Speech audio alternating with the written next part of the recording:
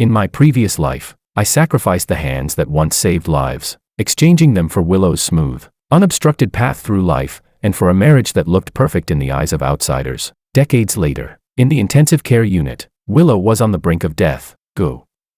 George, I answered her softly. I'm here. Her cloudy eyes stared at the ceiling, as if she could see through the white walls into a distant past. If you hadn't saved me back then, how great that would have been. My whole body trembled, and in front of our children, my eyes turned red. I thought she was aching for me, regretting the hands I had ruined, still grieving for my sacrifice even in her final moments. But I didn't know that her very last thought was not sorrow for what I had given up. It was a deep, bone-piercing regret that she had suppressed her entire life. Chapter 01. Amid violent shaking and piercing, thunderous noise, my eyes flew open. What met them was not a sterile white hospital room, but a gray, dust-filled sky and swirling clouds of dirt. In my ears were shrill cries, pleas for help, and the heavy thuds of collapsing buildings. I froze, staring blankly at my own hands, young, strong, but covered in mud, at the soldiers in green uniforms and the medical staff in white running past me. This is a quake site. The place that carved itself deep into my bones, the event that changed my entire life. I'm back. Reborn decades earlier, back to the day Willow was buried beneath the rubble, the day I charged in without hesitation. The shock was so overwhelming that my mind couldn't function, but my body reacted faster than thought. My gaze locked directly onto that familiar stretch of ruins ahead, the temporary command post of the military district, now reduced to nothing but shattered debris. Willow was beneath it. Memories from my past life surged like a tide. Back then, I saved Willow at the cost of the hands that would never again hold silver needles, and that exchange bound us together for decades. She became accomplished, powerful, honored by all. I faded into the background, willingly playing the supporting role. She was the esteemed minister of the military district. I was the man others envied, the minister's husband. But even I had my regrets. Watching my former comrades shine brightly while I lived an ordinary, muted life, I had been deeply envious. I too had wanted to blaze with brilliance as they did. Now, given a second chance, what should I choose? Thinking of Willow's voice on her deathbed, still heartbroken over my ruined hands, I made my decision without hesitation and rushed forward. Though my previous life held regrets, I never once felt remorse. In this life, I will still choose the same path. I will save her, no matter what. I will save her again. Chapter 02. I knelt on the rubble, digging with my bare hands, ignoring everything else. My nails split open, blood mixing with dust and grit. Willow, Willow, hold on. My hoarse voice cracked as I worked faster and faster, as if pain no longer existed. From beneath the ruins came a faint response, filled with pain, yet laced with an unfamiliar urgency. George, is that you? Go, get away. My hands stopped midair. I thought I had misheard. She wanted me to leave. In my previous life, I never heard her say anything like this. It's dangerous here. There will be aftershocks. Leave now. Willow's voice grew louder, holding a sharp anger I had never heard from her, and something else, fear. I clenched my teeth and dug even faster as I replied, no, I have to get you out. I don't want you to save me. Go. My heart tightened painfully. She was so determined, so desperate, to stop me from ruining my hands. I wanted to tell her that I was back, that this time I would not repeat the mistakes of the past, that I wouldn't let her carry any burden for the rest of her life. I dug with even more frenzy. George, I'm begging you, don't save me, please. My hands froze. I lifted my head, and through a gap between the bricks, my gaze met Willow's. Those once bright, sharp eyes were now bloodshot, filled with agony, with pleading, and even a trace of despair. I don't want to live like that for a lifetime again. She was gasping, her voice weakening, yet every word crashed into my chest like a hammer. Live like that again? Like what? The decades she spent with me. A cold chill crept up my spine, and in that instant I understood. Willow had been reborn too, and she was in such torment that she'd rather die here than spend another lifetime with me. Chapter 03. Willow's words sent a violent shock through my mind. I knelt there stupidly, unable to move my hands at all. Over here. Someone's still alive down here. Another medical rescue team arrived. At the same moment the shout rang out. Willow, beneath the rubble, her eyes filled with despair and darkness, suddenly burst with a startling brilliance. Using every bit of her remaining strength, she called toward the rescue team. Dr. Ito. Makoto Ito. I'm here. Makoto Ito. My head turned mechanically toward the voice. I saw a tall, straight-backed, handsome doctor in a white coat running toward us at full speed, and the way Willow looked at Makoto made my heart clench painfully. It was the look of someone reunited with something precious, long lost, finally found. Makoto sprinted over, not sparing me even a glance. Battalion Commander Liu, hold on, we're getting you out right now.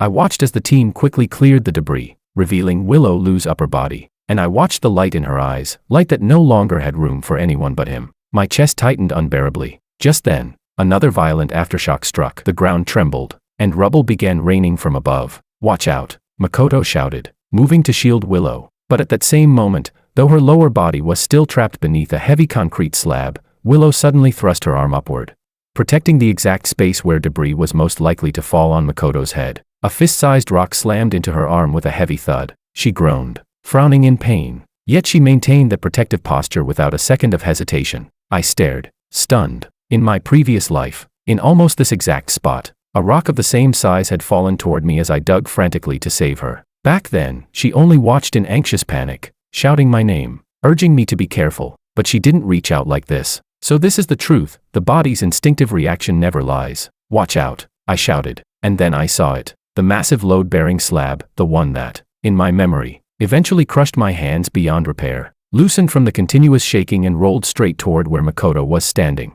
Makoto, Willow screamed, truly screamed, with total disregard for the risk to her already trapped lower body.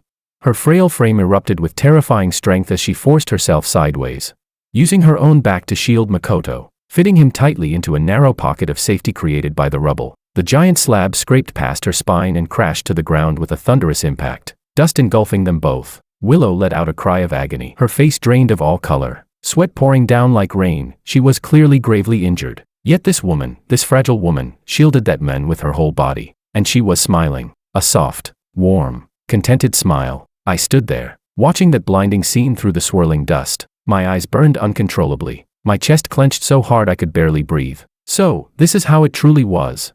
Willow's final regret in her last life wasn't sorrow over my lost career. It was that my sacrifice became the price she had to pay.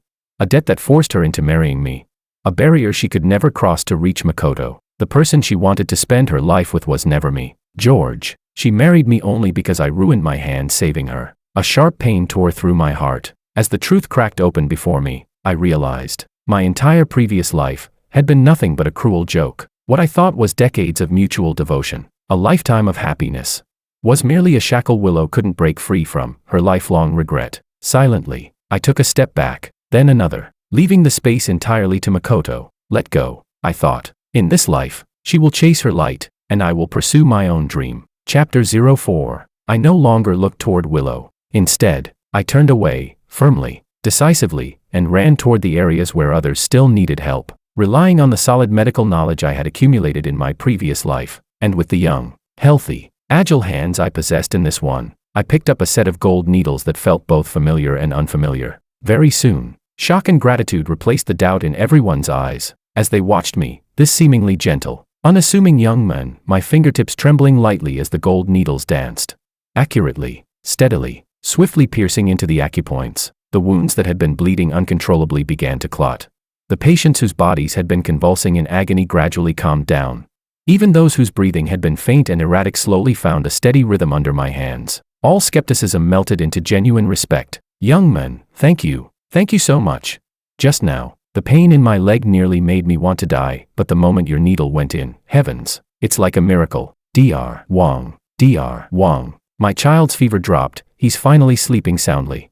I worked non-stop, sweat soaking through my back, dust coating my face, but my eyes grew brighter and brighter. That long-lost feeling, the fullness that came from saving lives with my own skills, from realizing my own worth, it washed away much of the pain Willow had caused me. In my previous life, I could only look up at my comrades, all of them achieving glory, basking in honor. I, too, had once been someone others looked up to, yet in the end, I became nothing more than the minister's husband in people's eyes, a man mocked for living off a woman. In this life, with these hands restored to me, I will carve out a brilliance of my own, and build a sky strong enough to shelter the people who truly belong to me. Chapter 05. A new round of emergency rescue finally came to an end. I finally had a moment to rest, even after everything, even knowing she no longer wanted my help. Decades of companionship in my past life made it impossible for me to simply ignore Willow. I knew very clearly that her injuries were severe, especially her spine and internal organs, which had likely suffered hidden damage when she shielded Makoto from that massive falling slab. If not treated and nourished properly, the aftereffects could be devastating and might even affect her future career. In my previous life, Seeing how badly she was hurt, I searched everywhere for medicinal herbs, enduring searing pain in my ruined hands, and stayed up several nights brewing the Wang family's ancestral bone-healing ointment to treat her. Back then, Willow saw my bandaged hands and couldn't help scolding me. "George Wang, are you insane? Do you not want your hands anymore?" In this life, my hands are unharmed, making the process far easier. By the time I found Willow's temporary medical tent, it was already dusk. A kerosene lamp glowed inside, its dim yellow light leaking through the fabric. I could faintly hear quiet conversation. "Don't keep calling me Battalion Commander Lu. It sounds too distant. If it hadn't been for you today, I might have died there." Willow Lu's voice, gentle, warm, completely different from the agitation she showed when she rejected me earlier. Makoto's voice was steady and calm. "Please don't say that. Saving lives is my duty. But you, how dangerous it was. How did you dare throw yourself in front of that falling stone?" Willow's voice softened further, tinged with warmth. "In that moment, I didn't think at all. I just saw the rock falling toward you and my mind went blank. It was instinct. Thinking back, I'm just glad I blocked it. You're a woman. I'm a man. This is something men are supposed to do. You can't keep disregarding yourself like that. Seeing you hurt like this, if I could go back, I would still do the same." Willow's voice came again. If time rewound, she would still protect him. So in my previous life, had I not rushed ahead of Makoto, this very scene would have happened anyway. How ridiculous that I once believed Willow loved me, that she pitied my ruined hands, that she carried that pain until her dying breath. Ridiculous that after she died, I followed her without hesitation. I took a deep breath, swallowing the bitterness in my chest, and finally lifted the tent flap. The conversation inside stopped abruptly. Willow was leaning against a simple cot. Makoto sat beside her, adjusting her bandages. Both turned to look at me. The soft warmth on Willow's face, the warmth she showed only to Makoto, vanished instantly, replaced by polite distance so quickly it chilled me. Makoto frowned lightly, a hint of scrutiny and wariness flickering in his eyes. I tried to keep my voice calm. "Willow, this is my family's ancestral ointment. It works wonders for bone mending and muscle regeneration. Keep it and use it." I extended the small ceramic jar toward her. My fingernails, still damaged from the day's digging, pressed slightly against the jar as I held it out. Willow's eyes lingered on the jar for less than a heartbeat before she looked away. Her voice was indifferent. "Thank you for your good intentions, Comrade George, but it won't be necessary. Dr. Ito will be in charge of my treatment. I trust him." My hand froze in midair. Comrade George. After decades of living side by side, reborn anew, she now called me comrade, as if we were strangers. With my hand already stretched out, withdrawing it felt humiliating, but continuing to offer it felt even worse. Willow seemed completely unaware of my discomfort. She didn't even look at me. "These things must be valuable. You should give them to someone who needs them more. Comrade. Comrade George. Someone who needs it more. Comrade." Each phrase drew a precise, merciless line between us, our decades of past affection on one side, and the cold distance of this life on the other. I felt my cheeks heat uncontrollably, shame, disappointment, the sting of having my kindness rejected, and a cold anger at how desperately she wanted to distance herself from me, all flooding my chest. I could even feel Makoto's gaze upon me, tinged with pity, or perhaps the quiet confidence of a victor. Silently, I withdrew my hand, gripping the cool jar tight. "Sorry for disturbing you," I murmured, turned around, and walked away quickly, almost fleeing from that suffocating space. From inside the tent, I faintly heard Makoto's steady voice. He meant well. Treating him like that, it was too hurtful. And Willow's cheerful, unmistakably relieved response. "Precisely because he meant well. I can't accept it. I don't want him to misunderstand. It would cause unnecessary trouble." I stopped listening. So in this new life, I had become her trouble. Chapter 06. But the disaster zone was riddled with aftershocks. Shrill whistles and urgent shouts kept calling my name, giving me no time to lick my wounds. I had just fastened my medical kit when a panicked cry came from afar. "Dr. Wang. Dr. Wang. There's a child here, an aortic rupture. Coming." I wiped the dust from my face and sprinted toward the new rescue point without hesitation. Not long after I left, Willow, whose injuries were far more serious than she had admitted, was urgently transferred to the military district hospital, which had better equipment and specialists. Lu, her father, feared his only daughter would suffer permanent damage and pulled every possible connection to get her airlifted out early. At her request, Makoto received special approval to accompany her. When the helicopter carrying Willow and Makoto lifted off, I was kneeling under a collapsed beam, carefully treating a soldier whose leg had been impaled by a steel bar. Sweat slid down my temples, mixing with blood and dust, but I didn't notice. "Doctor. I'm fine. Go save the others first." The female soldier's voice trembled, yet remained firm. Without even lifting my head, I replied, There are other doctors elsewhere. My leg, is it ruined? She asked again, fear finally breaking through her composure. I swiftly inserted a needle to stop the bleeding and said, don't be afraid. Trust me, your leg can be saved. These hands, since I've gotten them back in this life, I'm going to make them fulfill their greatest purpose. With every day of relentless work, and every heartfelt thank you, Dr. Wong.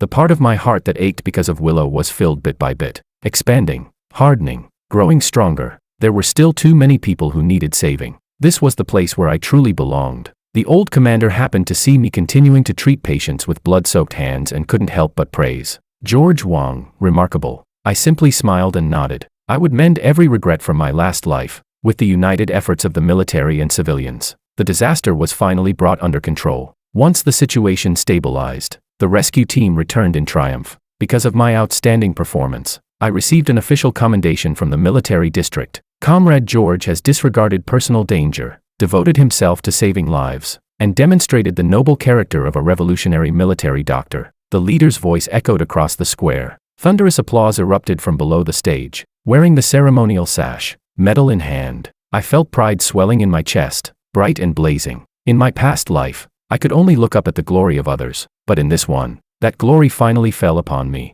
Chapter 07. After returning to the military district hospital, I would occasionally overhear the nurses talking about Willow. What they spoke of was always the same: her sudden closeness with Makoto. Whenever they noticed me walk by, they would immediately stop talking. I pretended not to know. In my previous life, even though I did everything I could, Willow still ended up with after effects. Her lower back would ache on rainy days. In this life, she had further aggravated her injuries by shielding Makoto from that falling slab. Willow was an exceptional female officer. In my past life, it took her 20 years to rise to the position of minister. I knew how effective the Wong family's ancestral ointment was. It would help her tremendously. And with my unharmed hands in this life, it wasn't impossible to help her heal completely, with no lasting sequelae. Thinking of this, I went to Willow's ward. Just as I raised my hand to knock, the voices inside made me freeze. I heard George earned great merit in the disaster zone and received a commendation. Makoto's voice carried a faint frustration he couldn't hide. If I had come back a few days later, maybe. Don't think too much. Willow's voice was warm and firm. Your ability doesn't need a medal to prove it. Believe me. In the future, I'll make sure you stand somewhere higher, to receive the glory that truly belongs to you. My fingers curled slightly. They had already confirmed their relationship this quickly. Makoto sounded a little unconvinced, but that was a military district commendation. Willow chuckled softly. You want honor? Once I recover, we'll head to the training grounds. I'll fight for it with my own hands. The man Willow, acknowledge must stand on the highest podium so everyone can see him. I'm the man, you shouldn't fight my battles for me. Makoto's voice grew quieter, but the joy in it was unmistakable. When I recover, marry me. Okay. I realized I had come at the worst possible moment. Slowly lowering my hand, I turned to leave. Who's at the door? Willow's alert voice halted my steps. I had no choice but to turn back and push open the door. It's me, George. The two people inside reacted differently. A brief stiffness flickered across Makoto's face before he regained composure. Willow, however, frowned slightly. Her tone was distant. Comrade George, what is it? It used to be just George. Now it was always Comrade George. I still wasn't used to it. I stated my purpose directly. I came to check on your injuries. This time it's not like before, especially the damage to your spine and internal organs. If not treated properly, it's easy to leave long-term issues in the future. Thank you for your concern. Willow cut me off, her tone distant. My injuries are healing well. Makoto's medical skills are excellent. I trust him. I persisted. Willow, I'm not questioning Dr. Ito's ability. It's just that the medical techniques passed down in my family specialize in these kinds of internal trauma. If you let me examine, maybe I can. Comrade George. Willow interrupted again, her brows knitting tighter. I believe I made myself very clear before. I trust Makoto. Makoto and I will be getting engaged soon. For the sake of propriety, please keep your distance. I don't want my fiancé to misunderstand and cause unnecessary trouble. I stared at her, barely believing she could say something like that. We grew up in the same military compound. Even if not lovers, we had decades of childhood friendship. Was she really going to sever that completely? Willow continued, calmly and coldly. I know my own body. I trust the man who will be my husband. If anything does happen in the future, I will take responsibility for the consequences myself. Her future husband. She would take responsibility herself, but I feared what she could not take. I tried again, still holding on to the last bit of hope. Willow, I only came because our families have been close for generations. And we grew up together. There's nothing more to it. You know my family's medical skills. They're especially effective with trauma. No need for unnecessary gestures. Willow's tone was growing impatient. I said it already. I know my own condition. We did grow up together, and I always saw you as an older brother. But you're not actually my brother. If Comrade George has free time, please focus on others who need you. I have Makoto here. Willow, I'm only trying to make sure you don't have lasting injuries. You don't need to reject me so anxiously. Comrade George. She frowned deeply. Whether I have after effects or not has nothing to do with you. You should focus on other patients. Please leave. I need to rest. A flush of humiliation burned across my face. All I wanted was to keep her from suffering permanent damage. Yet she was so desperate to draw a boundary, all to put Makoto at ease. I looked at Willow's firm expression, then at Makoto, silent beside her. In the end, every word I wanted to say dissolved into a faint, bitter curve of my lips. I turned and left, quietly closing the door behind me. At the corner of the corridor, I faintly heard Makoto's voice, tinged with worry. Wasn't that too harsh? The entire military district is saying he likes you. Willow's answer was cold, almost merciless. If he likes me, does that mean I have to like him? You know I only like you. I'm doing this so he doesn't develop any unrealistic hopes, and so he won't upset you. I leaned against the cold wall, closed my eyes, and took a deep breath. 2 lifetimes of emotion still made my chest ache faintly. If he likes me, does that mean I must like him? Unrealistic hopes. So he won't upset you. Fine. This puts an end to everything I once held in my heart. From now on, we will simply be strangers. Chapter 08. I never denied that Willow was an exceptional woman. She possessed a determination no weaker than any man's, yet also had the delicate sensitivity of a woman. In my previous life, even though Willow loved Makoto, once she married me, she locked those feelings away completely and lived her entire life by my side. So much so that until her death, I never realized another man existed in her heart. So in this life, her refusal was clean and absolute. She feared I would cling to her, and she wanted to give Makoto complete security. That, I could understand. In my mind, everything became clear. No one wronged anyone in our past life. It was simply a matter of choices. And in this life, since Willow had made her choice, I would only respect it. Quietly, I went to find Makoto Ito and handed him the ointment I had prepared. Dr. Ito. This is my family's ancestral ointment. It will help with Willow's injuries. She doesn't want to accept my goodwill, but I know you care about her condition. So, before I could finish, Makoto cut me off sharply. Dr. Wong, I will take care of Willow's health. There's no need for you to worry about her. I hope you keep your distance in the future and stop being so concerned about her. Do you know that sometimes, your concern becomes a burden to others? His words stung, but I still replied calmly. I'm speaking purely from a doctor's duty. I can't bear to see a talented officer risk her future. That's enough. A faint, mocking curve appeared on Makoto's lips. Duty. There are so many injured people in this hospital. Why don't you show the same duty to them?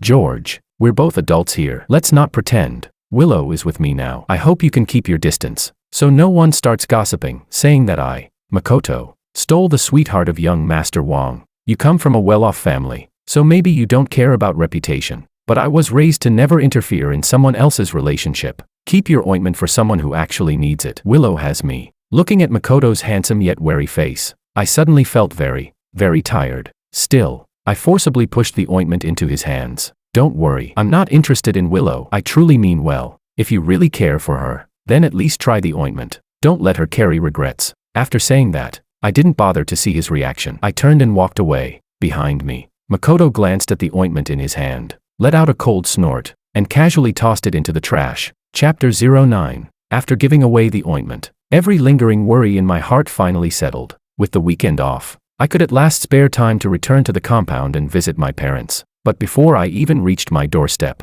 a warm, familiar voice called out, "George, finally, I caught you." Mrs. Liu came hurrying over with a basket of groceries. Without giving me a chance to respond, she grabbed my arm and looked me up and down. "Look at those dark circles. You must be exhausted at the hospital. You've lost weight.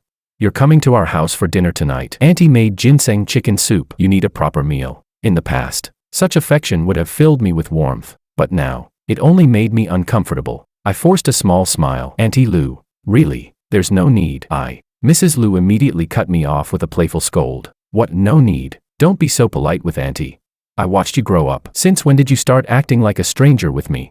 Just as I struggled to find a way to decline, a familiar voice sounded from behind. "Mom." My body stiffened. Slowly, I turned around. Not far away, Willow stood leaning on a crutch. Makoto was carefully supporting her arm. The moment our gazes met, The air froze. Mrs. Lu's smile stiffened instantly, her expression turning dark as she eyed Makoto with displeasure. Willow hobbled over, her face calm. Her gaze brushed past me without a pause or flicker, landing directly on her mother. Mom, this is Makoto, my partner. She gently pulled Makoto's hand closer. Makoto, this is my mother. Makoto stepped forward quickly and said, with a hint of nervousness, Auntie, hello. Mrs. Lu's expression shifted repeatedly. She looked at Willow, then at Makoto, and finally at me, her hand instinctively tightening around my sleeve. Willow noticed and frowned. Mom, Comrade George has things to do. Don't keep him. Besides, it's my first time bringing my boyfriend home. It's inappropriate to have an outsider present. Mrs. Lu stiffened, humiliated and furious. Even if her daughter had a boyfriend now, how could she treat me, someone who grew up with her, like a stranger? Besides, I was the son-in-law she had already acknowledged in her heart. Willow, what are you saying? What outsider? George is not an outsider in this house. And what's with this Comrade George? Weren't you always calling him just George? What happened between you two and he? Before Mrs. Lu could finish, I quickly stepped in, gently pulling my sleeve free. Auntie Lu, I haven't seen my parents in a long time. I'll head back. George, wait. Mrs. Lu reached out, wanting to say more, but I had already turned around and walked away, almost fleeing, toward my own yard. Behind me, I faintly caught Mrs. Lu's barely restrained voice of anger. Willow, what is wrong with you? Are you trying to infuriate me? You and George. Mom, I like Makoto. I don't like George. Please don't mention us in the same breath again. You'll make Makoto misunderstand. Click. The iron gate shut behind me, sealing off all the awkwardness. I stood in the familiar courtyard, breathing in the familiar scent of home-cooked food, and then I shouted, Dad, Mom, I'm back. Back from my previous life. Chapter 10. Ever since that day, rumors slowly began spreading through the military compound. Did you hear? Willow brought home a boyfriend, but her mom didn't even let the men through the door.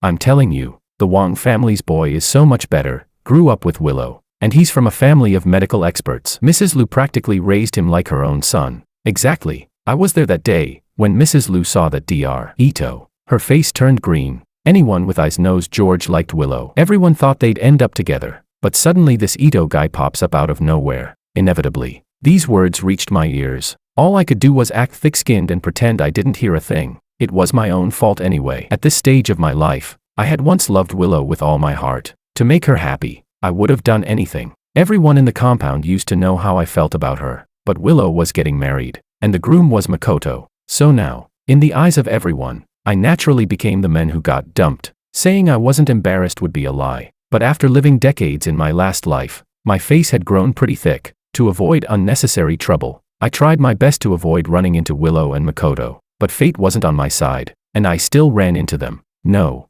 not fate. Makoto was clearly waiting for me. His expression was sour, and his tone far harsher than before. George, what do you mean by this? You promised me last time you wouldn't bother Willow anymore. So why are you pulling strings behind our backs and getting Willow's mother to oppose us? I frowned. You're mistaken. I've never said anything to Auntie Lu about you two. Makoto let out a cold laugh. Mistaken. The whole compound is talking. They say Mrs. Lu only acknowledges you as her son-in-law. If you didn't say anything behind my back, why would she dislike me so much? Auntie Lu doesn't like you, and somehow that becomes my fault. I almost laughed in disbelief. Dr. Ito, I'm busy. I don't have time to interfere in your matters with the Lu family. If Auntie Lu doesn't like you, you should reflect on yourself. Don't come running to me. Makoto sneered. Oh, reflect on myself? Then tell me, why is it that every time I visit Auntie Lu, she brings you up about how George has been sensible since childhood, how George's medical skills are excellent? George, if you're going to do something, own it. You pretend to be generous in front of Willow to win her favor, and behind her back, you get her mother to suppress me. What are you trying to achieve? I almost laughed. Auntie Lu didn't say anything wrong. I was sensible since childhood. My medical skills are good. What's wrong with elders praising juniors? You're upset because Auntie Lu complimented me, and that's somehow my fault. Dr. Wang, I don't want to speak harshly, but the truth is, if you hadn't clung to Willow, Auntie Lu wouldn't have misunderstood. If it weren't for you, she wouldn't be so critical of me. I almost laughed outright at this point. Dr. Ito, I've told you, Willow and I are just comrades in arms. Your relationship with her has nothing to do with me. If you insist on believing I'm manipulating things behind the scenes, I have nothing more to say. I stepped around him, ready to leave. Stop right there. Makoto raised his voice loud enough that passing nurses turned to look. George, remember your place. Willow and I have already applied for marriage registration. She is my soon-to-be wife. From now on, stay away from her and her family. Do not appear in front of them again. I was truly angered now. Dr. Ito. Even if you're Willow's husband, I've lived in this compound for 20 years. So you're telling me I'm not allowed to go near the Liu family anymore? Does that mean I'm also not allowed to return to the family compound? And who are you to give me orders? I have been giving way step after step, yet they pushed further and further. Did they really think George Wang had no temper? Chapter 11. I turned around to leave, but saw Willow standing behind me. Willow looked at me, her gaze icy cold. Comrade George, I was the one in the wrong before. Back when you were following after me, I didn't clearly reject you. I'm sorry for causing that misunderstanding. Now that Makoto and I are about to get married, please give him the respect he deserves. My expression darkened instantly. I was furious. What I said just now was simply the truth. What right did Makoto have to point fingers at me? Yet this was what Willow chose to say. She had to know what her words implied. They implied that I, George, was shameless, pestering her endlessly. Good for you, Willow. Just to vent for Makoto. You trampled my dignity right under your feet. Our two families were so close. I never thought Willow would refuse to leave me even a shred of face. Facing the pointing and whispering of the onlookers, I felt unbearably humiliated. Yes, at that time I did like Willow. Everyone in the compound knew it. But after being reborn, I had already kept my distance. I asked myself, I never did anything to wrong them. What right did they have to make trouble for me? Even if I still remembered the affection I once had for her, I was truly angry. Battalion Commander Liu, I need you to understand something too. I chased after you before because we lived in the same compound. I merely treated you as a younger sister from the same community. Since you feel I've become a burden, don't worry. From now on, you are you, I am me. We'll just be strangers. You're getting married. I'll sincerely wish you both a lifetime of happiness. Also, you too, please stop coming to me to seek a sense of presence. Hearing my words, Willow Liu froze for a moment. She had always known I liked her. She didn't reject me, perhaps because our families were close, or maybe because she had some faint affection for me. Maybe she felt her past life with me wasn't as fulfilling as she had hoped, which led to her regrets. In this life, judging from her resolute attitude, I knew she would never repeat her mistakes. Hearing such cold words from me, Willow inexplicably felt uncomfortable, but she quickly suppressed it. This was what she had wanted in the first place. She would not allow any more regrets. She looked at me and spoke again. If we've bothered you, we apologize. You know my mother, she recently misunderstood Makoto because of some rumors. Her attitude hasn't been very good. I didn't speak, quietly waiting for her to continue. I know this might not be your intention. Willow took a deep breath and said, but could you please find a chance to make things clear to my mother? Ask her to stop pairing you and me together. This has caused Makoto a lot of pressure and distress. Seeing the crease in her brow, seeing her worry for another man, I suddenly found it absurd. Not only was she standing up for Makoto, she was even dumping the blame on me for his sake. Between the lines, she was implying that I had said something to Madame Liu, causing her to dislike Makoto. In her mind, the fact that Madame Liu liked me was also my fault. My mere existence, as George, was the original sin that caused Makoto distress. So this was how far she could go to protect someone. I truly wanted to tell her that I, too, had been reborn. In our past life, I spent my entire life giving everything to her. This life, I no longer intended to give, nor to be entangled with her again. But in the end, I swallowed my words. I only nodded and said, all right, I understand. Willow seemed relieved, yet also somewhat guilty, and added, thank you, and everything from before is in the past now. We should both live new lives. Yes, it's all in the past. I repeated her words. Battalion Commander Liu, Dr. Ito, is there anything else? If not, I still have patience to see. Seeing the distance in my attitude, Willow opened her mouth slightly but said nothing. Leaning on her crutch, she turned and left with Makoto, watching her slightly limping back, overlapping with the bold figure she once had in my previous life. I let out a small laugh. Willow, once you make a move, there's no taking it back. Look forward, don't ever regret it. Chapter 12. I am a man who keeps his word. Since I had agreed, I chose a time and deliberately made a trip to the Liu residence. When Madame Liu saw me, she was overjoyed. George, come in, quickly. Auntie just finished making some white fungus soup. Shall I get you a bowl? Auntie Liu, please don't trouble yourself. I stopped her, my tone solemn. I came today because there's something I want to make clear to you. Seeing my serious expression, Madame Liu seemed to sense something, and the smile on her face faded slightly. What is it, George? Why so serious? I met Madame Liu's eyes directly, my tone clear and resolute. Auntie, I know you've always liked me and treated me as if I were your own son, and I've always respected you very much as well. But regarding Willow and me, I think you might have misunderstood something. Madame Lu pressed her lips together, not saying a word. Willow and I grew up together, and I treasure that friendship deeply. But my feelings toward her have always been those of an older brother toward a younger sister, nothing more. I spoke each word with exceptional clarity. No such feelings before, none now, and there will never be any in the future. Madame Lu finally couldn't hold back and said, "But George, before you clearly." I smiled and interrupted her gently. That was back when I was young and didn't understand things. Now that Willow has found someone she truly cares about, I'm genuinely happy for her. Dr. Ito is a good comrade. They're a well-matched pair. I leaned forward and held Madame Lu's hand. Auntie, please don't try to pair Willow and me together anymore. It's unfair to Dr. Ito. And for me, it's a burden as well. Madame Lu froze for a moment, her expression shifting from surprise to disappointment, finally melting into a long sigh. George, are you speaking from your heart? I nodded. Absolutely. Auntie Lu, you will always be a respected elder to me, and I'm grateful for your kindness. But matters of the heart cannot be forced. I want Willow to be happy. And clearly, her happiness lies with Dr. Ito. Madame Lu was silent for a long time before slowly speaking. Auntie understands. It was Auntie who thought too far ahead. But don't become distant from me because of them. When did I start liking Willow? It must have been when I was very young. Auntie Lu used to tease me over and over. George, how about becoming Auntie's son-in-law in the future?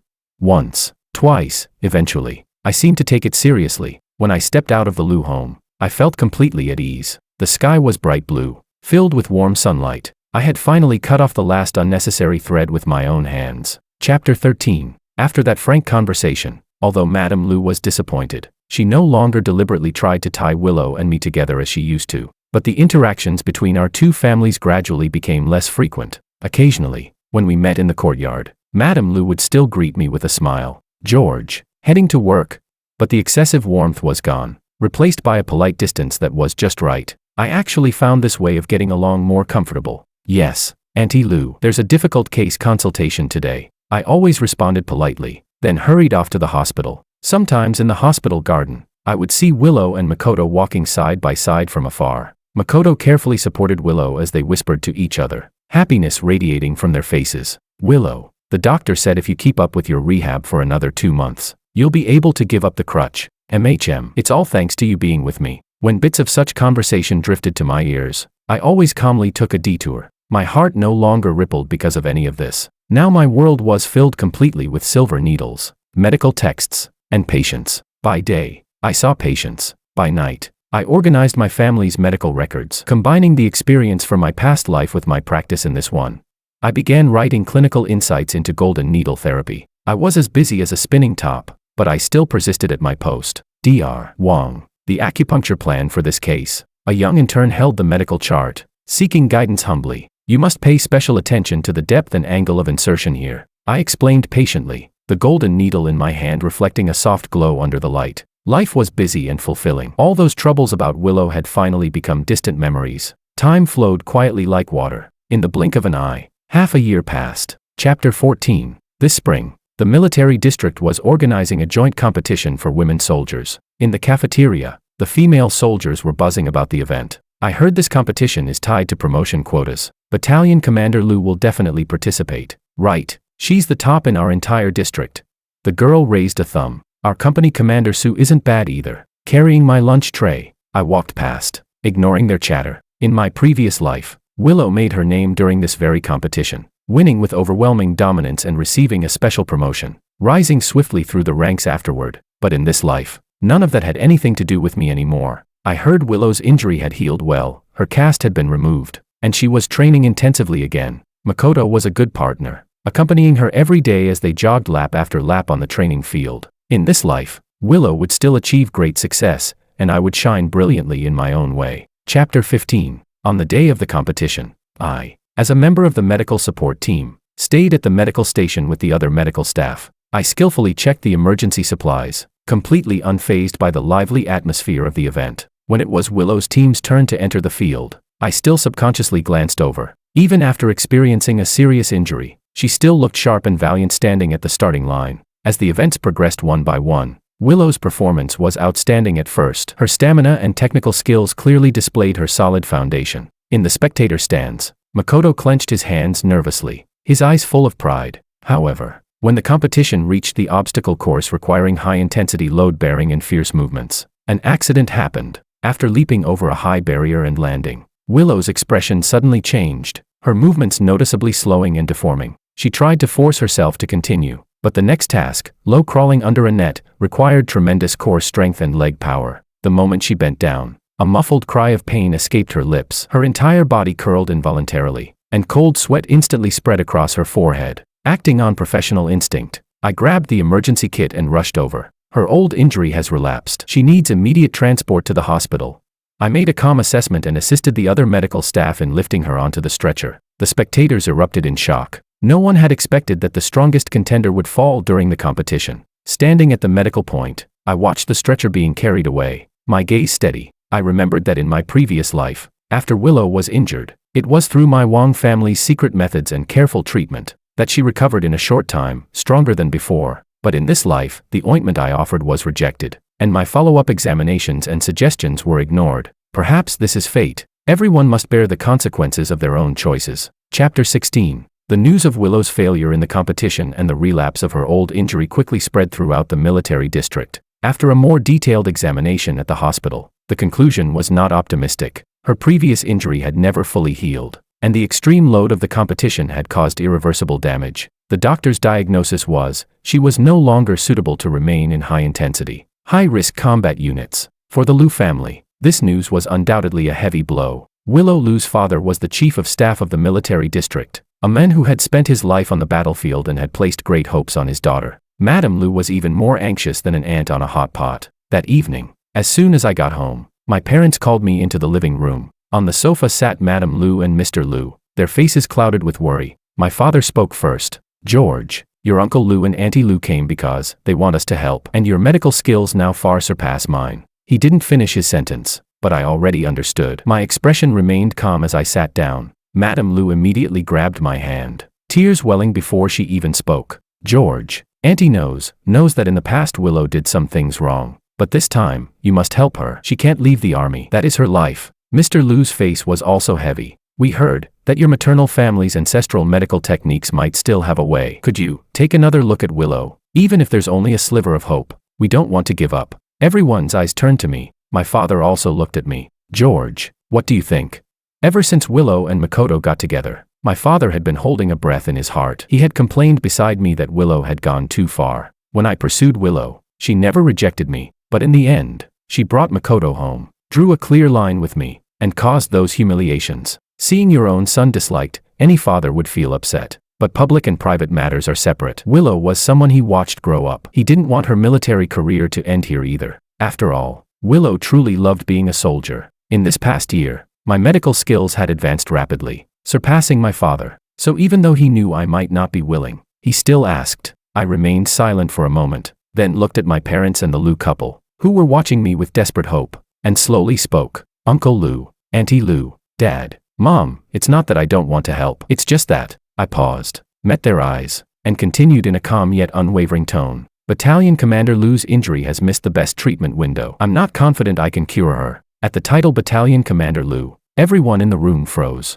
They knew we had grown distant, but they didn't expect it to be to this extent. The faces of Mr. and Mrs. Liu instantly turned pale. As a physician, I naturally hope to heal every patient. I continued, my voice steady, no resentment, just a statement of fact. But treatment requires trust and cooperation from both doctor and patient. Battalion Commander Liu and Dr. Ito seem not to trust me or my family's medical techniques. Forcing myself into the situation would not only reduce effectiveness but may also cause unnecessary misunderstandings and conflict. I stood up and bowed slightly to Mr. and Mrs. Liu. "I'm sorry, Uncle Liu, Auntie Liu. This is something I cannot help with. I hope you can understand." After that, I no longer looked at their complicated expressions. I turned and went back to my room. I closed the door, shutting out the sighs and murmurs from the living room. I knew that what I did might seem heartless, but after living 2 lives, I saw things clearly. Willow's injury required long-term treatment, and I no longer wished to be tied to her in any way. Willow's path was ultimately hers to walk, and my path, George's path, had only just begun. Chapter 17. The next day, under my parents' repeated persuasion, I still accompanied my father to Willow's hospital ward. I knew this was for the sake of the long-standing relationship between our 2 families. So be it. My parents' dignity was something I had to uphold. Willow lay on the hospital bed, her face ashen, the sharpness in her eyes now replaced with emptiness. Makoto held her hand tightly. worry written all over his face. Willow, don't worry. The Dean's ancestral medical skills will definitely have a solution. Makoto comforted her softly. Willow only kept her eyes shut, her tightly pressed lips revealing her inner despair. My father carefully examined her injury, sometimes pressing and asking questions, sometimes focusing to check her pulse. I assisted silently beside him, recording the findings. Does it hurt here? Yes. Any numbness in your leg? Yes. After the examination, my father washed his hands, his brows deeply furrowed. I conducted a thorough examination as well. As I checked, Willow finally opened her eyes, looking at me with a face full of hope. When I finished and looked at my father, I gently shook my head. Seeing that gesture, Willow shut her eyes in despair. Madame Lu understood what it meant, but still couldn't help asking, "Old Wang, how is she? Will Willow be able to get better?" Everyone held their breath. Willow's injury, my father began slowly, was delayed for far too long. If half a year ago, right after she got hurt, she had received our family's acupuncture techniques to unblock the meridians, paired with the special ointment for internal and external treatment to strengthen her foundation, she might have fully recovered without sequelae. He paused, and under the Lu family's paling expressions, continued. But now, the meridians in the injured area have already become clogged and adhered. The hidden damage is set. At this point, I can only try my best, use acupuncture and medication to relieve pain and improve some functions, but to restore her to the level required to withstand the high-intensity training of combat units. I'm afraid that is impossible. The word impossible landed like a hammer, smashing into everyone's hearts. Madame Lu's face instantly turned deathly pale. Her body swayed, almost unable to stay upright. Mr. Lu seemed to age 10 years in an instant. Makoto's tears flooded out immediately. How could this happen? Willow, she. Suddenly, Madame Lu jerked her head up and stared straight at me. George, back then, you were at the rescue site. You could have saved her, you had the skills. Why didn't you treat her? Her voice rose sharply, filled with anger and accusation. Was it because she was going to marry Makoto? So you deliberately didn't save her. You just stood there and watched her future be ruined. I treated you like my own son. How could you not save her? How could you not save her? Her words exploded through the ward like thunder. Mr. Lu stared at her in shock, then turned to me. Makoto stopped crying, looking at me with complicated eyes. Even Willow, lying on the bed, suddenly opened her eyes wide, staring at me, disbelief and a deep, painful struggle within her gaze. All eyes, like spotlights, focused on me in an instant. In those eyes were desperate questioning, hidden suspicion, and agonizing turmoil. I stood there, bearing the weight of all their gazes. I remembered Willow's decisive refusal beneath the rubble. Remembered the ointment she pushed away inside the tent. Remembered how she coldly drew a line between us outside the hospital room. Remembered how she had thrown herself in front of Makoto to block the falling stone. Remembered her self-righteous tone when she asked me to clarify things for her. The kindness of a past life, the resentment of this one, decades of mutual respect, reduced to strangers within a single year. I slowly lifted my eyes, letting my calm gaze sweep over Madame Lu's twisted, emotional face, over Mr. Lu's pained expression, over Makoto's conflicted look. And finally, it rested on the woman lying in the hospital bed, the woman who had been entangled with me for 2 lifetimes. I smiled faintly and said, I already saved her. Chapter 18. My calm, I already saved her, was like ice water thrown onto flames, instantly freezing the heated atmosphere of accusation in the ward. Madame Lu opened her mouth, as if wanting to speak, but my next words choked her back. But Battalion Commander Lu believed I was trying to pester her and rejected me again and again. I even went to Dr. Ito and asked him to persuade her to at least try my ointment, but it seems they never used it. If Battalion Commander Lu had trusted me even once, she might not be in this state today. My gaze swept lightly over the pale-faced Willow lying on the bed. The specifics, you should ask Battalion Commander Lu herself. She knows best. After speaking, I no longer looked at them. Instead, I turned to my father. Dad, let's go. My father sighed, patted my shoulder, and the two of us walked out of the ward together, ignoring the mixed gazes behind us. When the door closed, dead silence filled the room. Madame Lu suddenly turned to her daughter, her voice trembling. Willow, was what he said true? Was it you who refused his help? Willow closed her eyes, her chest rising and falling violently, but she did not utter a single word. Madame Lu turned to Makoto next. George said he gave you the ointment. Did you give it to my daughter or not?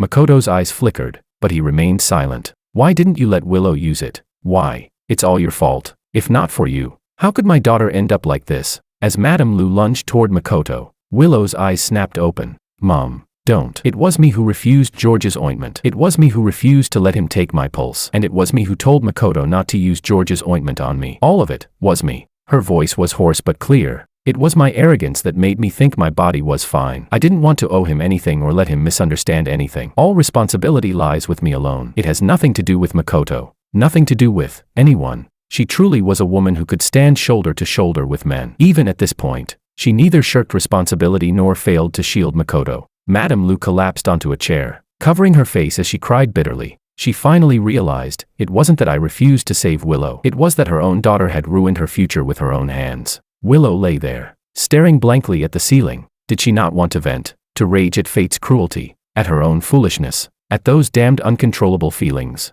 But whom could she blame? George? He did nothing wrong. Makoto? He was even more innocent. All the bitter fruit was planted by her own hands. Now she could only swallow it, teeth and blood together. After leaving the ward, my father walked silently for a while before he finally let out a heavy sigh. George, from now on, let's keep some distance from the Lu family. He felt it was unfair to me. A sincere goodwill had been twisted into something ugly. I nodded, my heart calm and unruffled. I understand, Dad. Chapter 19. Willow's military career ultimately came to an end. The organization considered assigning her to an administrative position, but she refused. Willow gave a bitter smile. Have me sit in an office all day, watching others train?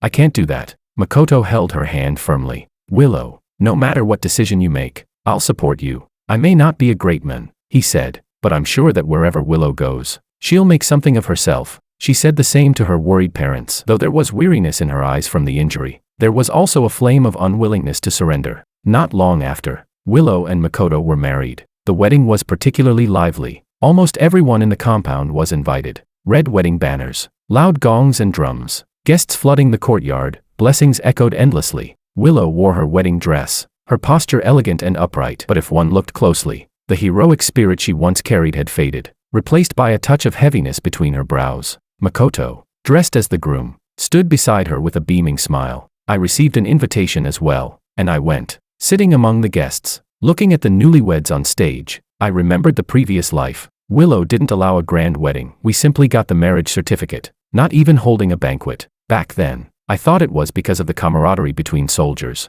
that everything should be kept simple. But thinking about it now, perhaps it was merely because the one she married was not the one she loved, so she didn't bother putting in the effort. In contrast, her love for Makoto in this life was truly passionate. The wedding was lively. I quietly finished my meal, offered an appropriate gift, and then slipped away unnoticed. All the past, in that moment, truly came to an end. Chapter 20. Willow's marriage was lively in the compound for a while, but gradually the excitement faded. Amid the rumors, my parents began urging me to get married. George, during dinner, my mother spoke with a tone that was nothing short of a command. You must settle your marriage this year. I lowered my head, eating quietly. Mom, I'm busy working on my research project. I don't have the mind for anything else. But you're already 25. My father put down his chopsticks, brows tightly knit. The gossip in the compound is getting worse and worse. People are saying all kinds of things. Your mother is worried for you. I'd heard them too. Some claimed I still hadn't let go of Willow, which was why I remained single all these years. Could I run out and explain that all I wanted was to focus on my career? Seeing the graying temples of my parents, I swallowed the refusal back down. This era was not like the future. Remaining unmarried meant enduring endless criticism. That evening, my father returned from a meeting, wearing a rare smile. George, come here. Dad has good news for you. He mysteriously pulled out a photo. This is Anna. She's also from the Special Forces. She won first place in the women's competition this year. She's a good girl. Do you want to meet her? Anna. I froze. I remembered the name. Willow had mentioned her in my previous life, calling her a rare talent. And in this life, she actually took first place.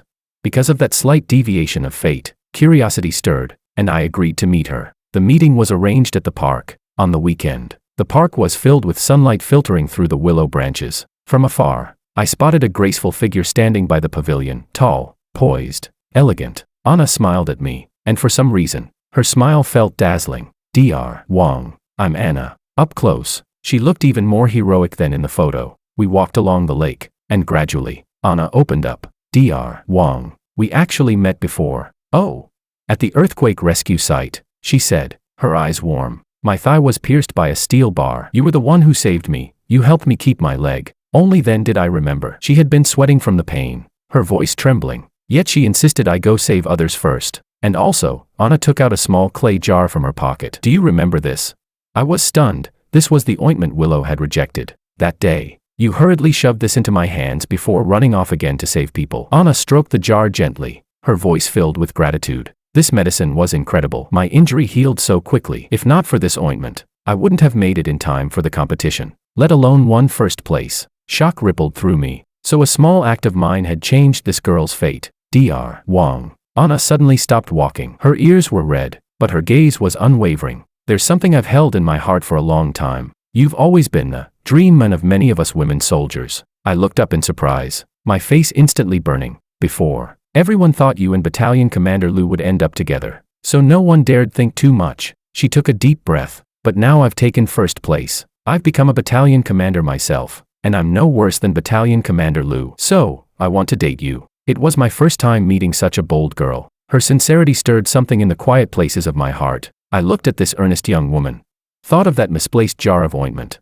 Thought of how differently this life had unfolded. Comrade Su, I said softly, we can start as friends. Anna Su's eyes lit up instantly. Oh, okay, great. Sunlight danced across her shoulders through the leaves. And suddenly, I found that my mood, too, had brightened with her smile. Chapter 21. Since the day in the park, Anna Su had become a frequent visitor at the hospital. Dr. Wong. Comrade Su sent something for you again. The young nurse handed me a paper package with a teasing smile. Today it's a bag of osmanthus candies. This is the first time we've seen a man who likes sweets this much. I ignored their teasing and accepted it calmly. This was already the 5th time this month. Sometimes she brought seasonal fruits. Sometimes the newly stocked notebooks from the supply store. Yesterday she even sent a jar of snow cream, simply because she saw a small crack on my hand. Comrade Su must be spending all her allowance on you. A colleague joked. I only smiled, but warmth rose in my chest. In my previous life, I was always the one giving Willow gifts. She would just take them indifferently, never once gifting me anything. But in this life, here was a woman who, despite people's teasing,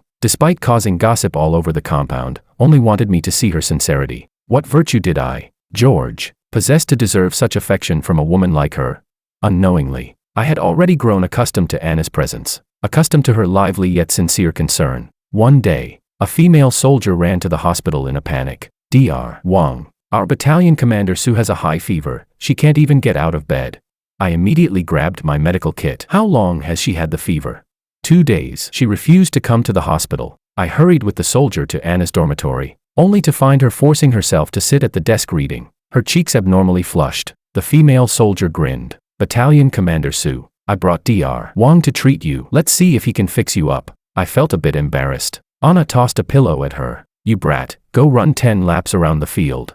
I'm not going. The girl dodged easily and continued tattling. Dr. Wong, Battalion Commander Su has had a fever for 2 days and still refuses to take her medicine. You have to take care of her properly. Then she slipped away quickly. Anna brushed her hair awkwardly. Sorry, that girl loves to mess around. I'm fine. Sorry to trouble you. Seeing the flush on her cheeks, I reached out and touched her forehead, burning hot. You call this fine? Your fever is almost at 40 degrees. Feeling my cool fingertips on her skin, Anna froze completely. That cool touch seemed to send an electric current straight from her forehead to her heart. Her face turned even redder. She instinctively pulled back a little, stammering, really? It's nothing. Her rare flustered look almost made me laugh, but I kept my expression stern. Battalion Commander Su, putting on a brave face in front of a doctor is not a good habit. I gently pushed her back onto the bed and pulled out a thermometer from the kit. Don't move. Take your temperature first. Anna obediently opened her mouth to hold the thermometer. Though her eyes never stopped following me as I worked, her gaze was so soft it could melt into water. I removed the thermometer, frowning deeply. 38.9. With a fever this high, how can you still be reading?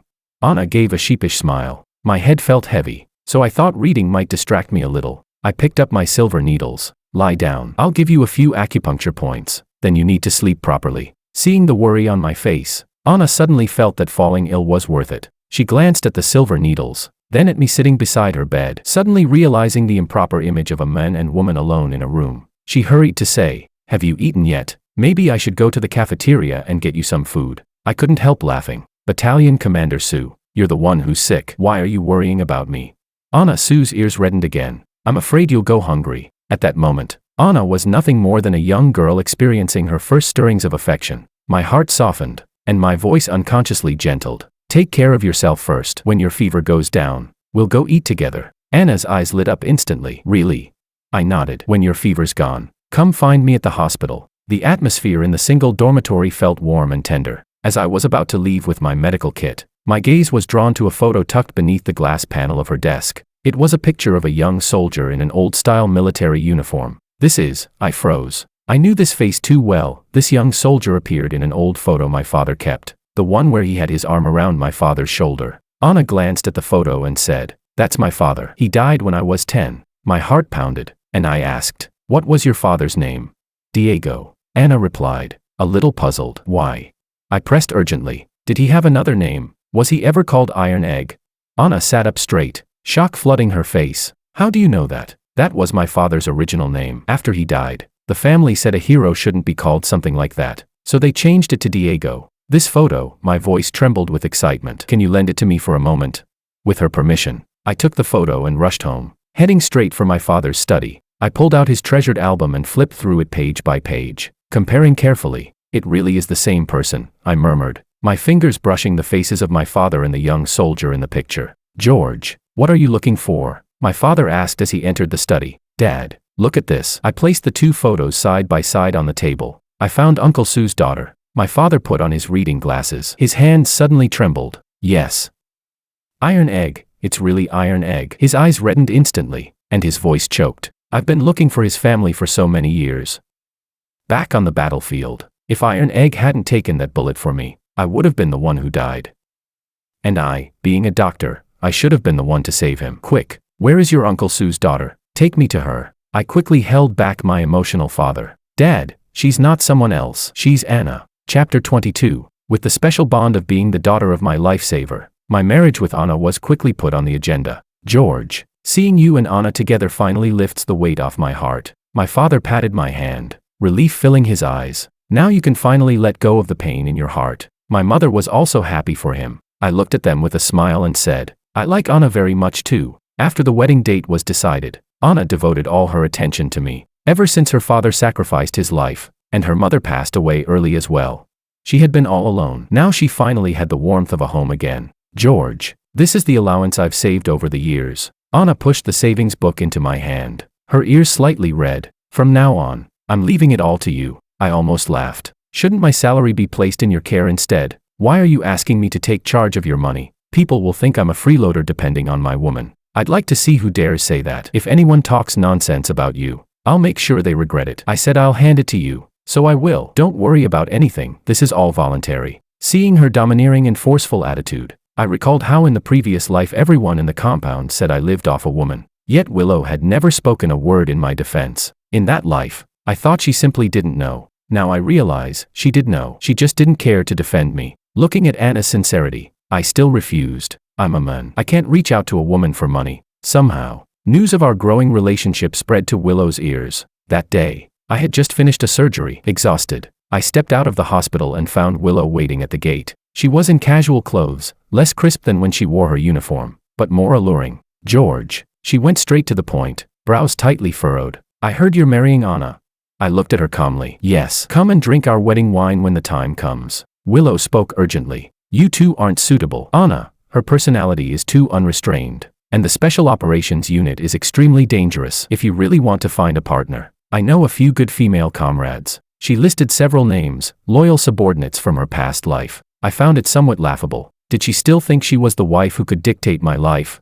"Thank you for your kindness, but there's no need," I rejected directly. "Who I'm with is my own business." Seeing my firm attitude, Willow frowned even more. After a moment of silence, as if making a major decision, she lowered her voice. "I had a dream. I dreamed that Anna had an accident during a mission. I'm warning you because I don't want you to experience the pain of losing someone you love." My heart skipped a beat. In a trance, I remembered that in the previous life Willow attended a memorial service. The one who died was a female soldier with the surname Sue. Could it be that person was Anna? My mind felt unsettled, but looking at the complex emotions in Willow's eyes, I couldn't tell her real motive. But regardless, my life did not need her arrangements. "Thank you for telling me, but who can say what the future holds?" My tone was distant. "I trust the organization, and I trust Anna's abilities. You don't need to worry. I'm doing this for your own good." I cut her off. "No need. Willow, we each have our own path now." Willow looked at my cold attitude, her lips trembling slightly before she finally left one sentence. If you ever need help in the future, you can come find me. I shook my head, voice resolute. Forget it, Willow. From now on, it's better if we keep our distance. I never told Willow that I, too, had been reborn. Anna's fate had already changed because of me, and I would do everything in my power to keep her alive. Chapter 23. Anna and I got married. After marriage, our relationship grew even deeper. She never interfered with me, and even did everything she could to support my career. George, isn't your hospital preparing to form a scientific research team lately? I think you're fully qualified to compete for the team leader position. I looked up and smiled. You also support me continuing to refine my medical skills. Of course I support you, Anna said seriously. Your golden needle acupuncture skills are a valuable treasure and shouldn't be buried. You don't have to worry about anything at home. I'm here. We exchanged a smile, warmth flowing between us. Time passed like flowing water, and in the second year of our marriage, a political storm hit the once peaceful compound. That day, Anna returned from work with a solemn expression and told me, George, Chief of Staff Lou is in trouble. I heard he's going to be sent to a cowshed in the Northwest for reformation. The teacup in my hand almost slipped. I asked, what? I clearly remembered that in my previous life, although Lou's father was also impacted, he was ultimately only demoted. But in this life, the punishment was so severe he was being sent to a cowshed. I put down the documents in my hand. Let's go to my parents' place. Anna and I went back to my parents' home, and sure enough, we heard them discussing the matter. Father's brows were tightly furrowed. Old Lou is in real trouble this time. I went to see the old commander today and wanted to speak on his behalf, but the commander told me clearly not to get involved. Mother sighed. Old Lou was foolish. How could he stand on the wrong side at a time like this? Father pondered aloud. If someone could firmly protect him at a critical moment, and present his merits from the war years, it's not impossible for him to receive a more lenient punishment. At that moment, Father stood up and said, I'll go make another phone call. Forget it. Mother immediately grabbed him. This political storm is massive. If we really want to help, it wouldn't be just the Lou family needing help, we wouldn't be able to manage it. Father froze mid-motion. After a long moment, he let out a heavy sigh. Forget it. Hearing this, I suddenly understood. In my previous life, although my parents never told me, because of me, they must have disregarded their own safety and worked tirelessly to help Lou's father behind the scenes. As a result, Father lost his position as the hospital director, and Mother stepped down from her role as head of the performing arts troupe. All of that effort exchanged only for Lou's father receiving a demotion. But in this life, since our family was no longer in-laws with the Lou family, my parents would never devote themselves like before. Thus, the outcome was being sent directly to a cowshed. This was the inevitable consequence of Willow choosing Makoto after her rebirth. Realizing this, my feelings were a complicated mix of emotions. Chapter 24. I remembered that around this time in my previous life, Lou's mother suffered a stroke and became paralyzed because she was overwhelmed by Lou's father's situation. Back then, Willow was in the rising stage of her career, gaining the commander's appreciation. After discussions, in order to support Willow, I resigned from the hospital, stayed home full-time to care for my mother-in-law, completely gave up my own career, and became the freeloaderman in the compound's gossip. In this life, although I no longer wanted to have anything to do with Willow, when I thought of Lou's mother, who once treated me like her own son, and thought of how Willow, in her youth, had indeed truly cared about me, I still couldn't harden my heart. After dinner, I took my mother aside. Mom, I saw Auntie Lou a few days ago. She didn't look well. Now that Uncle Lou is in trouble, I'm afraid she might not be able to bear it. I glanced at Anna, who was tidying up the dishes, and lowered my voice. I don't really want to go see the Lou family right now, but to repay Auntie Lou for treating me so kindly back then, could you please go check on her for me, and persuade her to get a medical exam? Mother sighed. You child, your heart is too soft. Fine. I'll go first thing in the morning. The next morning, Mother specially made time to visit the Lou family. She knocked for a long time with no response. A sense of dread rose in her chest. She pushed the door open forcefully, and the scene before her made her gasp. Lou's mother was lying unconscious on the floor. A shattered teapot was scattered beside her, and the kettle on the coal stove had long boiled dry. Mother rushed over to check her condition and discovered she had been paralyzed for quite some time. Rigor had already set into her limbs. Sister-in-law Lou, Mother performed emergency aid while her eyes reddened. How could there be no one at home? Although Mother brought Lou's mother to the hospital as fast as she could, by the time Willow and Makoto rushed over, it was already too late. Auntie Wong, my mom, Willow knelt by the bedside. Her voice choked. Mother shook her head heavily. She was found far too late. Even if Hippocrates were reborn, she'll likely never stand again. She added with some anger, your father is under investigation and can't come back. With something like this happening at home, your mother was alone. Why didn't you and Makoto come back to check on her? Willow shut her eyes in anguish. When the news reached me, I was in the hospital consulting patients. My pen paused for a moment, but in the end, I continued writing the prescription. Even though I was reborn, there were still some things I could not change. Chapter 25. With no one pleading or fighting on behalf of Lou's father, the disciplinary order finally came down. On the day the relocation notice was delivered, I happened to return to the military district compound to pick up some belongings. From afar, I saw Lou's father standing alone at his doorway, clutching the notice that would decide his fate. His hunched back looked as if he had suddenly aged 10 years. I hesitated for a moment, then still walked over. "Uncle Lou," I called softly. Lou's father turned around. Seeing it was me, he forced out a faint smile. "George, it's you." I reached into my pocket and quietly slipped an envelope into his hand. "There's some money in here. Please take it. Conditions in the Northwest are harsh. You'll need it." As he held the thick envelope, Lou's father's eyes instantly reddened. No, Uncle still has enough. Please keep it," I said gently. "Traveling requires money. Take it for the road. Life over there won't be easy, but you must take care of your health. Remember, the dawn always comes eventually." Lou's father's hands trembled as he accepted the envelope, tears streaming down his face. "George, Uncle regrets it. It was Willow who lacked the blessing. She wronged you. If I had known back then." I quickly cut him off. "It's all in the past. Please take care." Just then, Willow walked out of the house carrying luggage. She froze when she saw me. "Dad, it's time to go." Her voice was hoarse. Lou's father looked behind his daughter, seeing no one, and his expression darkened. "Where's Makoto?" Willow lowered her head. "He said there's an important surgery today. He couldn't leave." Lou's father let out a cold laugh. "An important surgery? He doesn't even have time to send off his own father-in-law." He pointed at Willow, voice trembling with anger. "This is the man you insisted on marrying, back then. For him, you pushed away a good young man like George. Now look, just look." Willow stood silently, not saying a single word. Sunlight fell on her, casting a lonely shadow on the ground. I shook my head and turned to leave. Even after walking far away, I could still hear Lou's father's suppressed coughing and heavy sighs. Chapter 26. According to regulations, the Lou family's housing was reclaimed. Because Lou's mother was severely ill and couldn't follow Lou's father to the cowshed, Willow had no choice but to bring her mother to live with her and Makoto. The moving day was especially bleak. Willow carried belongings back and forth all by herself. I saw her, but ultimately did not lend a hand. The neighbors' looks, whether sympathetic or disdainful, stabbed into her back like needles. "Look, even Chief Lou's family has fallen to this point. Quiet. That's pitiful." When the last item was moved into the cramped room of less than 15 square meters, Willow leaned against the doorframe, panting in exhaustion. Looking at the room packed to the brim,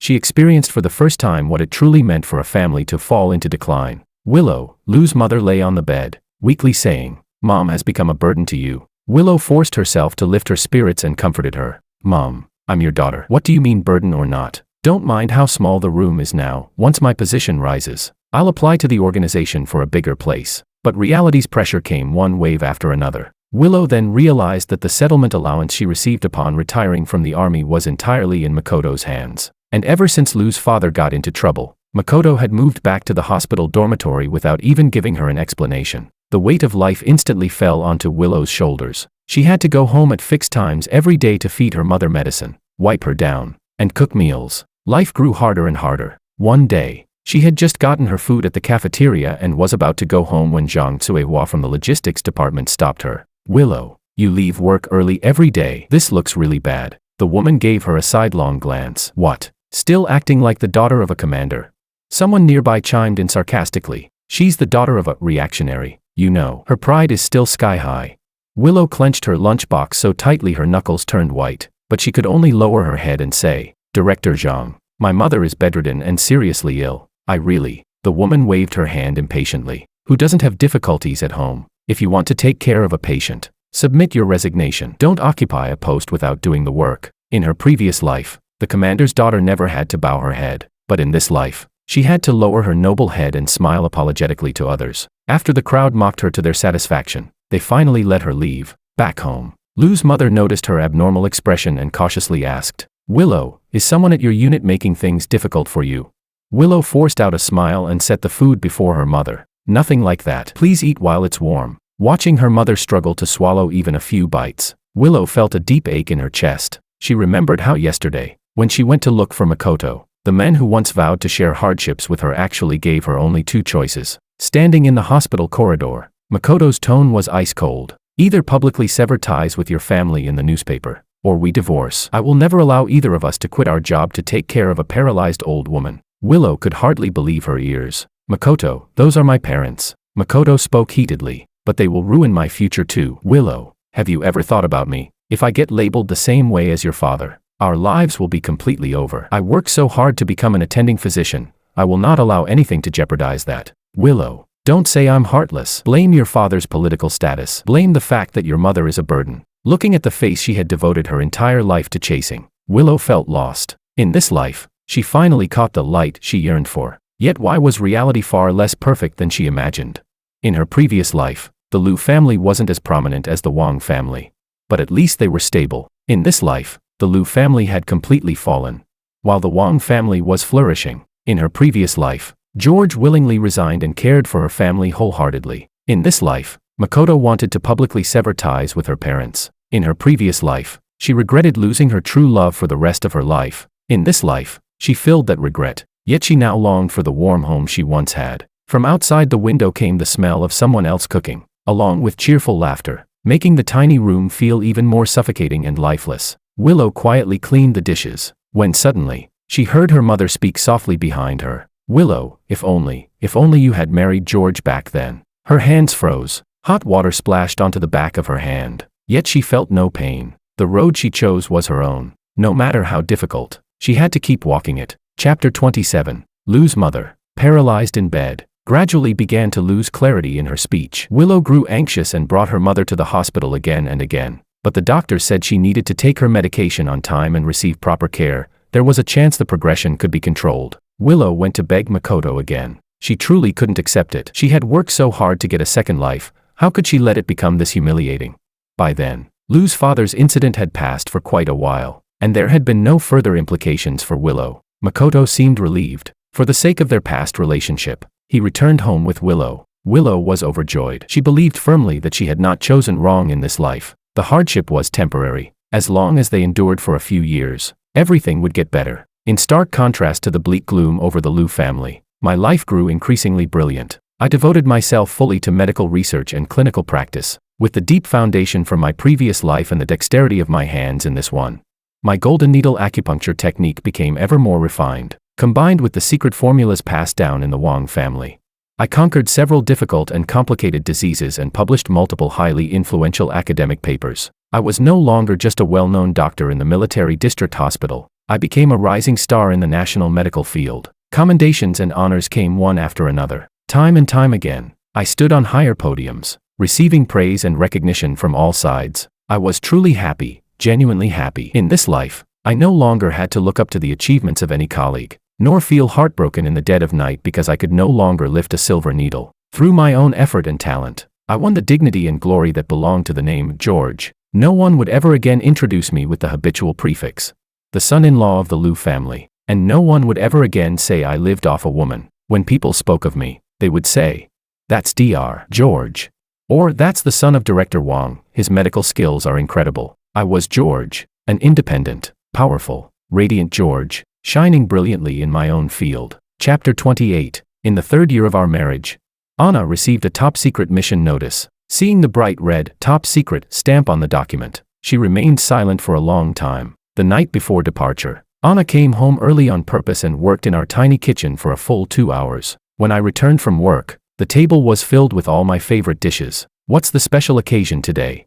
I asked with surprise, then noticed the heaviness hidden between her brows. Anna pulled out my chair for me, her voice unusually gentle. "I just wanted to cook you a meal." At the table, Anna kept placing food into my bowl, yet her eyes repeatedly drifted to my face without her realizing it. I set down my chopsticks and gently held her hand as I asked, "Anna, are you going on a mission?" Her movements paused. She neither confirmed nor denied it. She only held my hand in return. "George, I placed my other hand gently over her lower abdomen. "Wife." I looked into her eyes, my voice soft yet unwavering.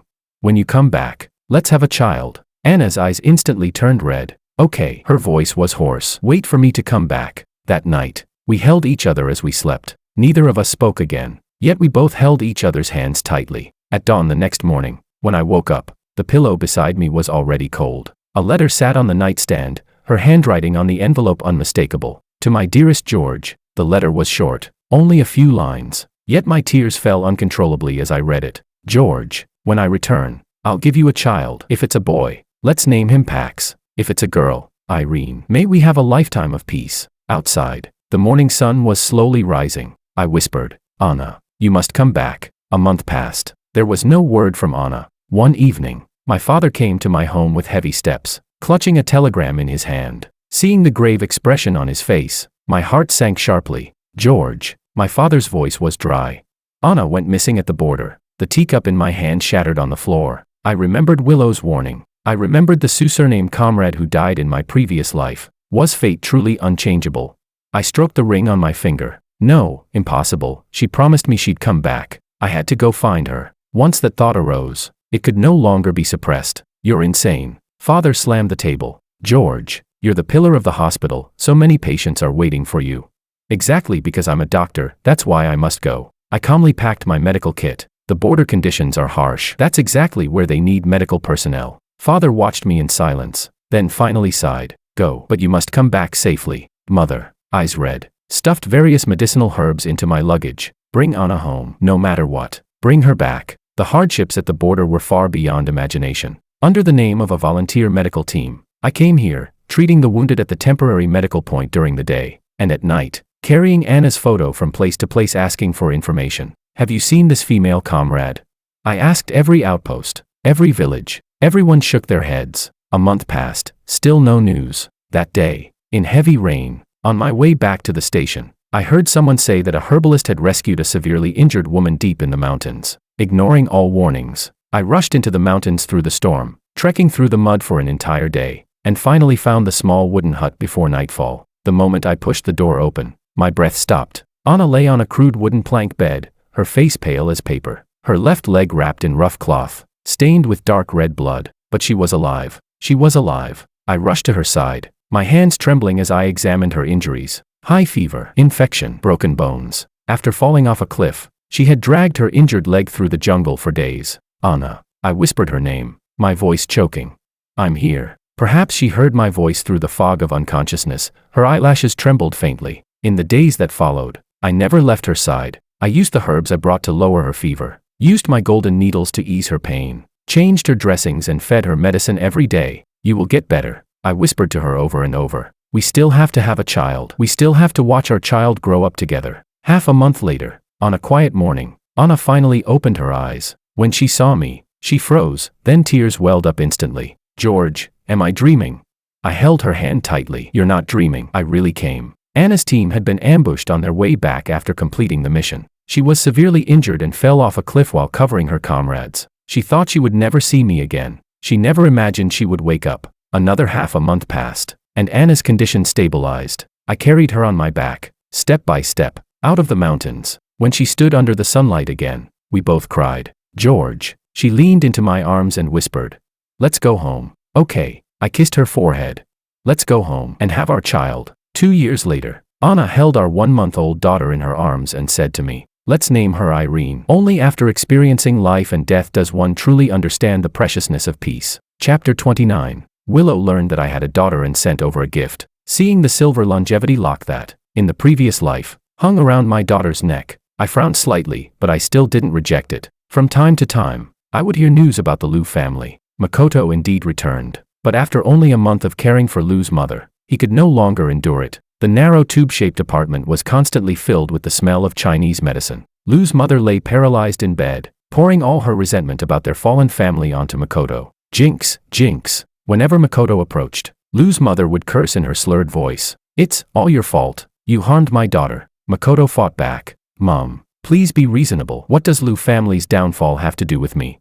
It's you.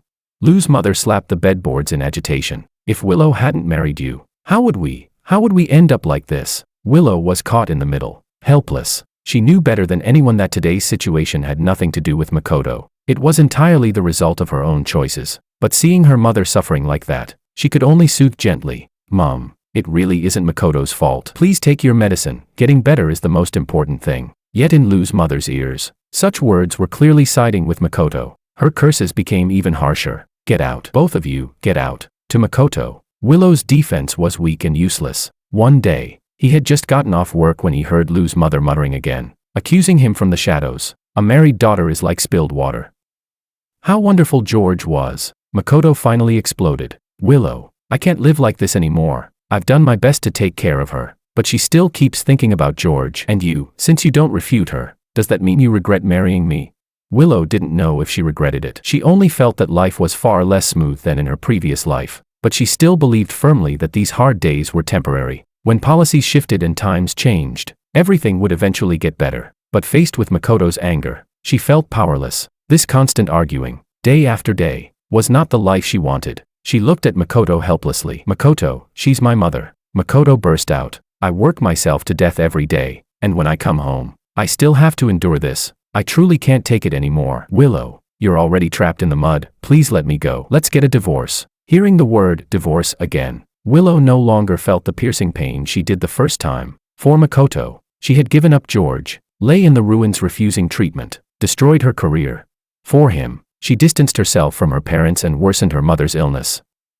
Yet she never regretted it. She felt sorry for Makoto, sorry that he had to suffer through such bitter days with her. But if they just persevered, everything would get better. She looked at Makoto pleadingly. Makoto, just hang on a few more years. Everything will get better. You can't let go of your mother. And I refuse to be the evil son-in-law. The best ending is that we separate. Otherwise, I'll be driven insane. And when that happens, I don't even know what I might do. Despite Willow's insistence, Makoto still divorced her. Willow locked herself in the room. That woman who was always so strong, and cried for an entire day. She had lived again, and this time she married the men she loved. So why did she end up abandoned by everyone?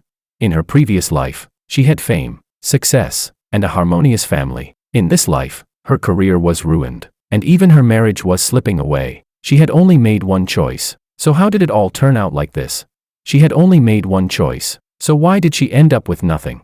Chapter 30. When I heard news about Willow again, she had been arrested for illegal speculation. By that time, Anna was already the commander of the Special Operations Unit. After hearing the news, she couldn't help sighing. A woman that proud, how did she end up like this?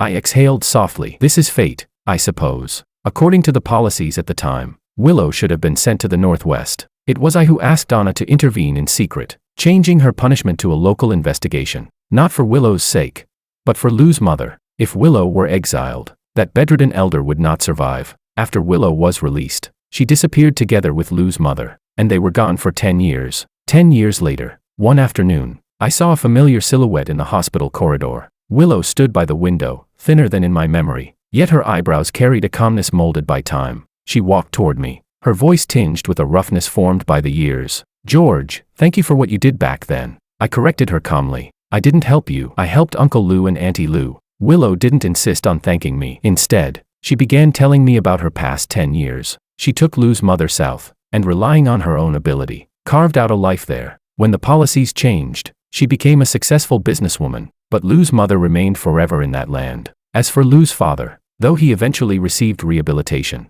his body had long been ruined. Only 2 years after the reversal of his case, he passed away. Compared to living to 80 in the previous life, this life ended 30 years earlier. Willow gave a bitter smile. In my previous life, my regret was Makoto. In this one, my regret is my parents. Life is always filled with missing pieces. She meant it as a sigh, thinking I wouldn't understand her words, but I said calmly, there's no right or wrong in life, only different choices. As long as you felt it was worth it at the time, then there's nothing to regret later. In the last life, you carried regret for decades. In this one, don't let it happen again. Willow abruptly looked up. From the clarity in my eyes, she understood something. You also came back. I didn't answer with words, just nodded. Willow looked at me, emotions complicated. So, do you hate me?